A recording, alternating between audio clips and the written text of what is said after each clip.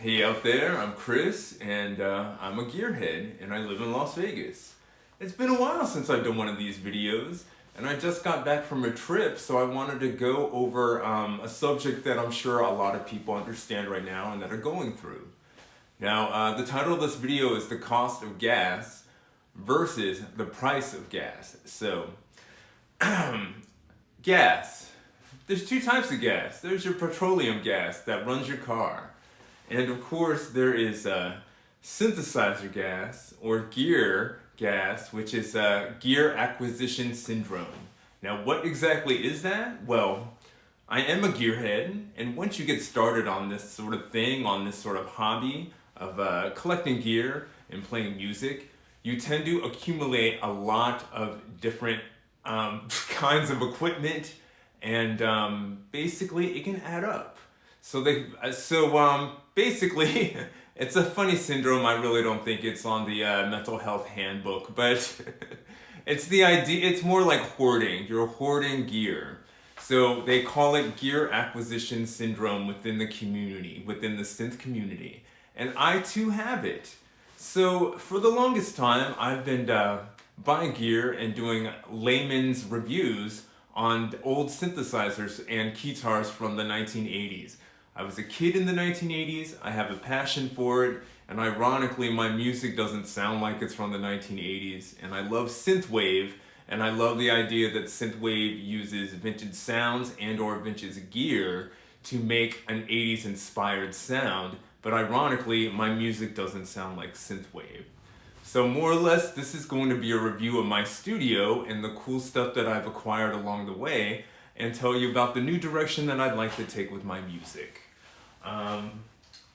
Behind me is my Roland section. Now, the very first professional keyboard, like a real keyboard I bought, other than a little Casio or Yamaha toy keyboard for practice, I got this in 2009. It's a Roland Juno Stage. Now, when I went to the Guitar Center, I originally asked them, I wanted a keyboard that's a performance keyboard on stage for live performances. And the dude pointed me towards this. They didn't have any more in the back. So I tried to talk the dude down a couple $100 just to buy the floor model. And he totally did it. I bought the floor model for like hella cheap. I think back then they retailed for $1,000 and I got it for like, I don't know, 700, maybe 6 something. But then again, I had to buy an amp and cables and all of that, so it was still like 800 at the end. Spent a little over 800 for the Roland Juno Stage. And believe it or not, for 2019, it's a great performance keyboard. It's got like thousands of sounds and sequences in it. That programmable drum machine, and you can modify the sound in real time with an envelope generator on the end of it. It's pretty damn cool. The two on top of it are the Roland Axe Edge keytars. Now these came out, I believe, 1985. I have one plugged into a sound module, and I have another one plugged into this Juno Stage. And the sound modules I have from Roland are I have these are both from the Boutique collection. This is the TR-08. It is a replica of the 808, the 1980s 808. And as well, this is the JU-06. It is a replica of the Jupiter, I believe, or no, the Juno 606. Or on top, I have the Roland Lucina, and believe it or not, this little keytar, I love it. I like that Lady Gaga used to play this. I like that Lady Gaga had this changed over into so many different shapes. I believe one was like a unicorn, or it had spangles on it. I would really like to get the Accents. They're a little pricey right now. Now these guys, this guy is a PR100. It's a MIDI sequencer from the 1980s. It's actually pretty cool. Even though it's old and you have to burn everything on floppy disk, it's pretty darn dependable. And I like playing a whole track on one side and then like MIDI recording a lead with the keytar on that one. These two are the Roland what are these? The Roland MTs. Basically, it's supposed to be a home music theater or music tutor. The idea is that you have up to 16 tracks that you could put MIDI information on with the synth information inside of these, or they could be a sequencer for your own synthesizer. I believe this one came out in the early 90s. This one came out in the late 90s. You still have to burn your information onto a floppy, but they're pretty darn dependable. And any kid in the 80s would have loved these. I would have loved this thing in the 90s if I knew anything about like MIDI back then. Underneath, I have a folding piano. I have a melodica. I have the, guitar band. That one guitar band keytar down there. Let's see. One of the most sought after keytars, the Roland Axe Edge. This thing retails about at $1,000 right now. You could get a used one for about $800. Used ones for these are just about the same as the Roland Axe synth. And that is more or less my Roland side. Over here are my keytars with no necks. I call them my football player keytars. On top is a Korg 707. And actually, I think it's an FM keyboard. I mean, it's an FM synthesizer, and then you have all these little slides there to control your, to actually have real-time control. This is an analog Korg Poly 800. Pretty fun. It's not really that hard to program. Everything is written on top. You change all your parameters on your oscillators. It's pretty darn cool and pretty easy. And it's got straps on it. You could run around with it if you wanted to. It's got its own sequencer. Let's see, that is an Axis. This is an Alesis Vortex. I love this little guy because it has drum pads on it, and I use it to play my Korg Voca beats, and I actually really like it. Let's see, Yamaha DX100. I like this guy. It's FM synthesizer. It's not that hard to program. It's like a mini DX7. Over here, I've got more Yamaha. I've got more Yamaha sequencers. I like to hook this up to that via wireless MIDI, just so I can like program a sequence and just let go of that and just let the sequence play so I can grab another keytar. The cool thing about this one, built-in sequencer, no built-in sequencer, so sequencers.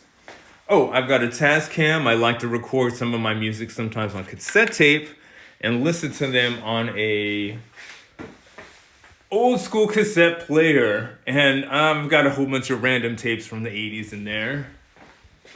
And this is my Casio side. I just got this. I will do a tutorial on this. It's the Casio AZ1 MIDI controller.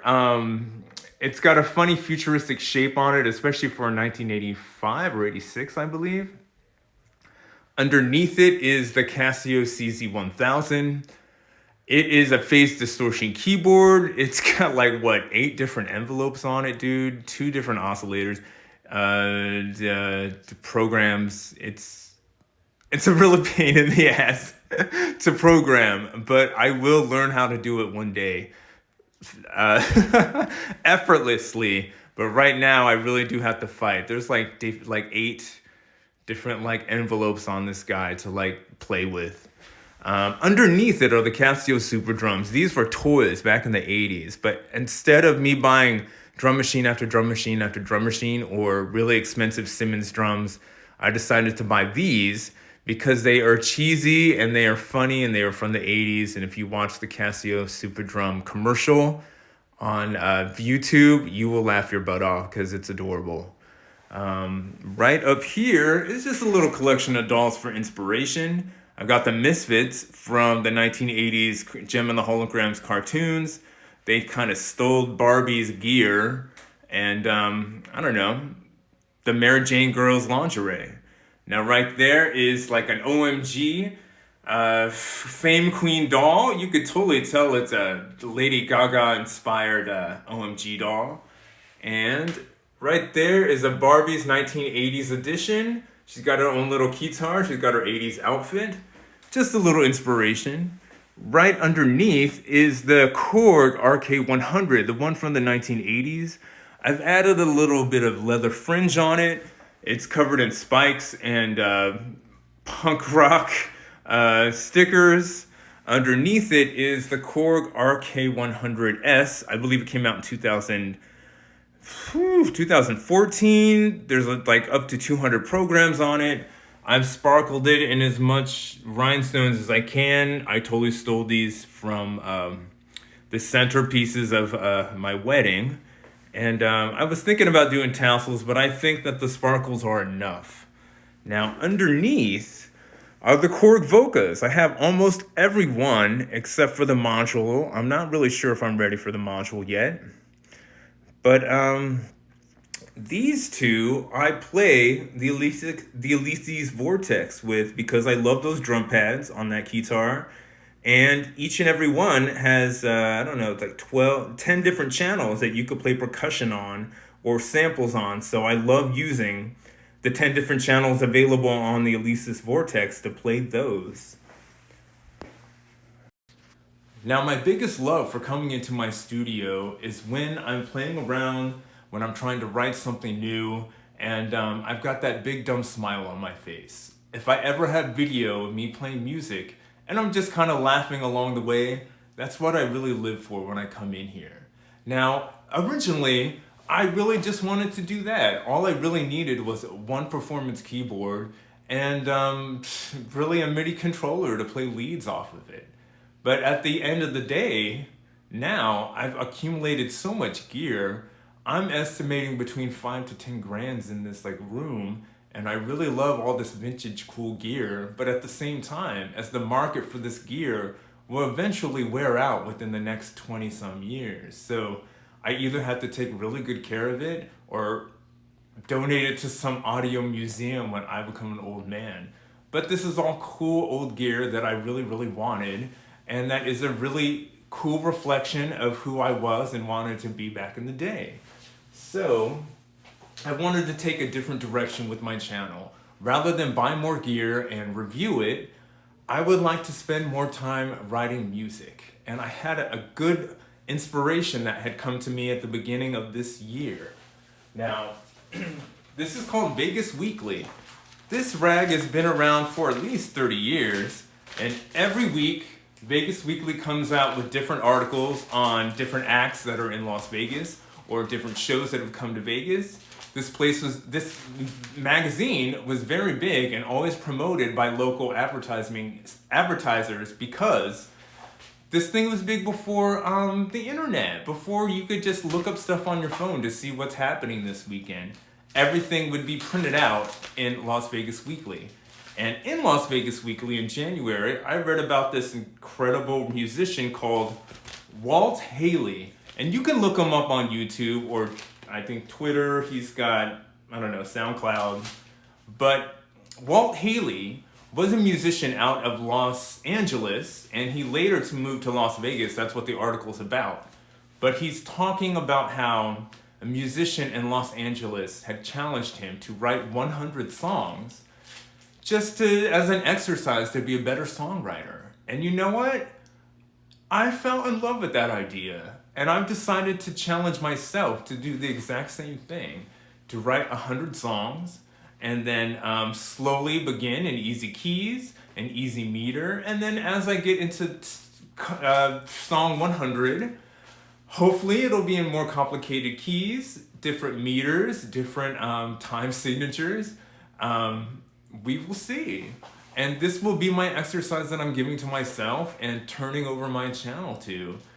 I would like to play weird songs and funny songs and songs that make me laugh in my studio and share them all with you. So, thank you, Walt Haley. Check the guy out. I think he's got 1 or 2 songs on YouTube. So the price of gas.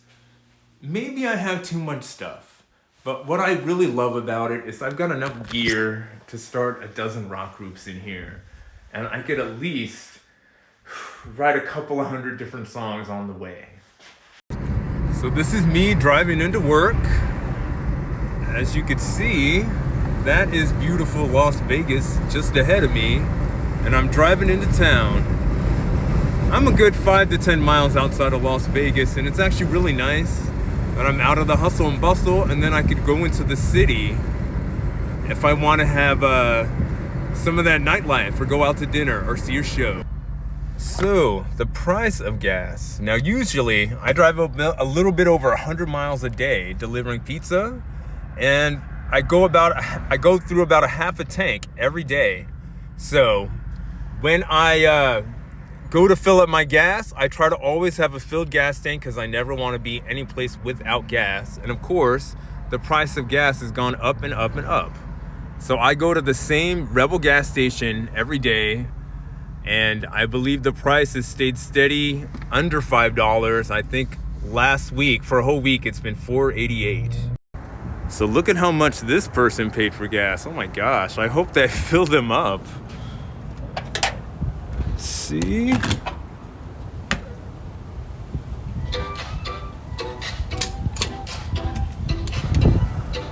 So I'm paying like $4.88 right now.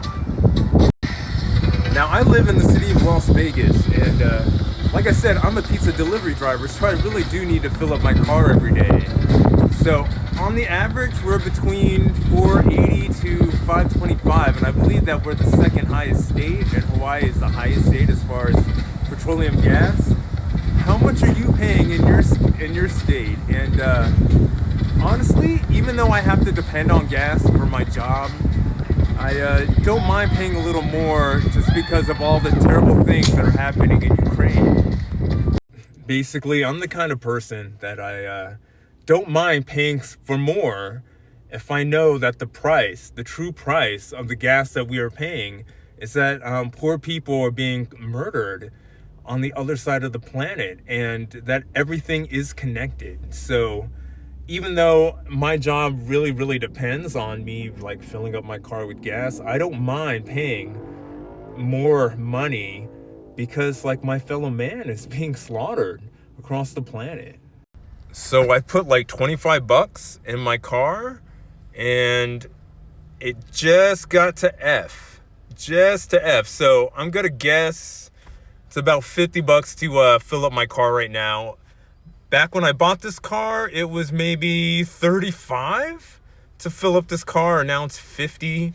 So inflation and product and demand. So this is near the corner where I work. So one gas station is $4.99, another is $5.15, and that one is $5.09. Now, back in the day, I used to work for a gas station. Actually, I used to work for a lot of things. And back when I worked at the gas station, competing gas stations from corner to corner can compete with each other within a couple of cents. Back in the day, it was within 3 to 5. I guess it's within, 10 to 15 now. So before I go into work, I just wanted to end this video by asking you nice folks, wherever region of the country you are, how much is your gas accumulation in your studio? Like, what would you estimate it at? And how much is gas a gallon for petrol gas to fill up your car, man? Big hugs, health, and happiness from Las Vegas, Nevada. I hope everybody's doing well out there. I hope everybody's taking care of each other out there. I have a long day of delivering pizza, and it's a super crazy windy day. That's why I'm wearing a very severe ponytail and bun today, rather than long, free-flowing hair. I hope everybody is happy and well, and love from Las Vegas.